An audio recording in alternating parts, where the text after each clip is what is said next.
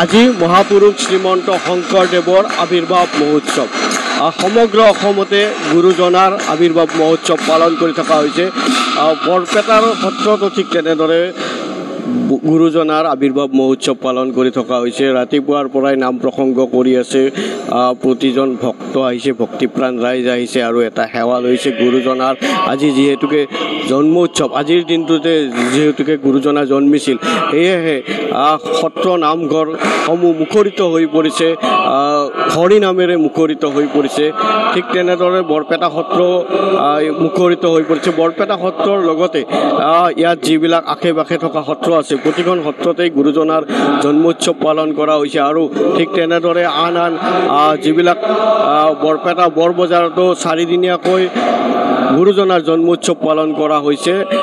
মই এই মুহূৰ্তত আছোঁ বৰপেটা সত্ৰত, আৰু বৰপেটা সত্ৰৰ যি নাম প্ৰসংগ হৈ আছে, মই নাম প্ৰসংগৰ পৰিৱেশ দেখুৱাইছোঁ। ৰাতিপুৱাই ডেকা সত্ৰীয়া গৌতম পাঠকদেৱে ৰাতিপুৱাৰ পৰাই নাম প্ৰসংগত অংশগ্ৰহণ কৰিছে। তেওঁ নাম প্ৰসংগত লগাই দিছে আৰু ভক্তিপ্ৰাণ ৰাইজ তথা ভক্তসকল আহিছে আৰু নাম প্ৰসংগত অংশগ্ৰহণ কৰিছে। ৰাতিপুৱাৰ পৰাই সেৱা এটা ল'বলৈ বহু লোক আহিছে, কাৰণ গুৰুজনাৰ আজি জন্মদিন। মই দেখুৱাইছোঁ বৰপেটা সত্ৰৰ এয়া পৰিৱেশ।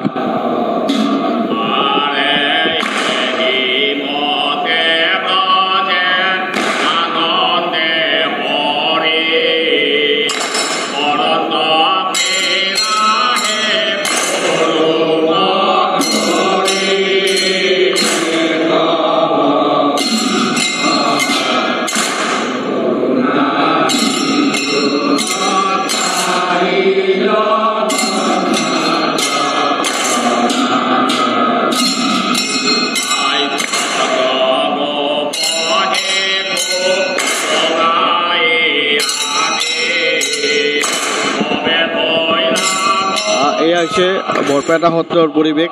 ঠিক তেনেদৰে বৰপেটা সত্ৰৰ লগতে যি বৰপেটা সত্ৰৰ বিভিন্ন আশে পাশে থকা বিভিন্ন অনুষ্ঠানসমূহে যি বৰপেটা সত্ৰৰ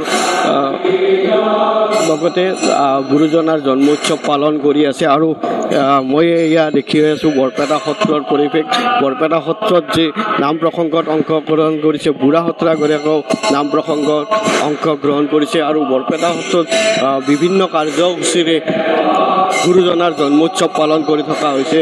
মই বুঢ়া সত্ৰীয়া বাপজনাৰ ওচৰলৈ যাম। বুঢ়া সত্ৰীয়াৰ বাপ আছে। বাপ, আজি গুৰুজনাৰ জন্ম জয়ন্তী বৰপেটা সত্ৰত কেনেধৰণে পালন কৰা হৈছে? হয়, কৃষ্ণ জয় গুৰু শংকৰ। বৰপেটা সত্ৰত পৰম্পৰাগতভাৱে এই বছৰো জন্ম জয়ন্তী পালন কৰা হৈছে দুদিনীয়া কাৰ্যসূচীৰে। আজি মূল কাৰ্যসূচী হ'ল ৰাতিপুৱাৰ নৈমিত্তিক প্ৰসংগ, আৰু নৈমিত্তিক প্ৰসংগৰ পিছত ৰাতিপুৱা 10 বজাত আমাৰ ভাগৱত শোভাযাত্ৰা আছে। আৰু এই ভাগৱত শোভাযাত্ৰা গোটেই সত্ৰ নগৰীখনতে ভ্ৰমণ কৰা হ'ব। আৰু ভাগৱত ভ্ৰমণ কৰি অহাৰ পাছত এটা লঘু আহাৰ প্ৰদান কৰা হ'ব। আৰু বিয়লি বেলিকা আবেলি 5 বজাত আমাৰ এখন সভা হয়। প্ৰতি বছৰ যেনেকৈ সভা পতা হয়, তাত বুঢ়া সত্ৰীয়াই সভাপতিত্ব কৰিব লাগে, ডেকা সত্ৰীয়া থাকিব লাগে, গতিকে সত্ৰৰ মানুহখিনি থাকিবই লাগিব। আৰু বাকী নিৰ্দিষ্ট বক্তা হিচাপে এগৰাকী বক্তাক আমন্ত্ৰণ কৰি অনা হয়। আৰু সেইমতে এই বছৰো এগৰাকী নিৰ্দিষ্ট বক্তাক আমন্ত্ৰণ কৰা হৈছে। তাৰপাছত আমাৰ সন্ধিয়া এখন এইবাৰ নাটক কৰা হ'ব, শ্ৰীকৃষ্ণৰ বৈকুণ্ঠ প্ৰয়াণ। আৰু কাইলৈ পুৱা প্ৰসাদ বিতৰণ। এই আমাৰ পৰম্পৰাগতভাৱে যে আজি গুৰুজনাৰ জন্ম আৱিৰ্ভাৱ মহোৎসৱ উপলক্ষে আজি প্ৰসংগ হ'ল নৈমিত্তিক প্ৰসংগ। আৰু কাইলৈ প্ৰসাদ, ৰাতিপুৱা প্ৰসংগৰ পিছতে প্ৰসাদ বিতৰণ হ'ব। তাৰপিছত আবেলি 4 বজাত টুপৰ চোতাল, অৰ্থাৎ নামঘৰৰ সন্মুখৰ টুপৰ চোতালখনত, তাতে প্ৰায় 1000 অধিক আইসকলে নাম গাব। আৰু শেষত বুঢ়া সত্ৰীয়া আৰু ডেকা সত্ৰীয়াৰ ঘোষাৰে সামৰণি মৰা হ'ব। আৰু এই 2 দিনৰ কাৰ্যসূচীতে সন্ধিয়া গুৰুজনাৰ সোঁৱৰণ কৰি ঘৰে ঘৰে বন্তি প্ৰজ্বলন আমাৰ সত্ৰ চৌহদতো বন্তি প্ৰজ্বলন কৰা হ'বই আৰু ঘৰে ঘৰেও বন্তি প্ৰজ্বলন কৰা হ'ব। আজিও সন্ধিয়া বন্তি প্ৰজ্বলন হ'ব, কাইলৈও বন্তি প্ৰজ্বলন হ'ব। আৰু এনেধৰণেই আমাৰ গুৰুজনাৰ জন্ম মহোৎসৱ আজি পৰম্পৰাগতভাৱে 450 বছৰ ধৰি চলি আছে। নিশ্চয়কৈ এয়া গুৰুজনাৰ যি জন্ম উৎসৱ বা আৱিৰ্ভাৱ মহোৎসৱ বৰপেটা সত্ৰত পালন কৰি থকা হৈছে। সময়ে সময়ে আমাৰ যি অসমীয়া জাতিৰ কাৰণে কিছুমান বিশেষ ব্যক্তি জন্মগ্ৰহণ কৰে আৰু তেওঁলোকে এই যে অসমীয়া জাতিটোক আগুৱাই লৈ যায়। গুৰুজনা মহাপুৰুষ শ্ৰীমন্ত শংকৰদেৱ, মহাপুৰুষ শ্ৰীমন্ত মাধৱদেৱ, কলাগুৰু বিষ্ণু ৰাভা, জ্যোতিপ্ৰসাদ আগৰৱালা, ভূপেন হাজৰিকা, ঠিক তেনেধৰণে আজি আমাৰ লগত নাই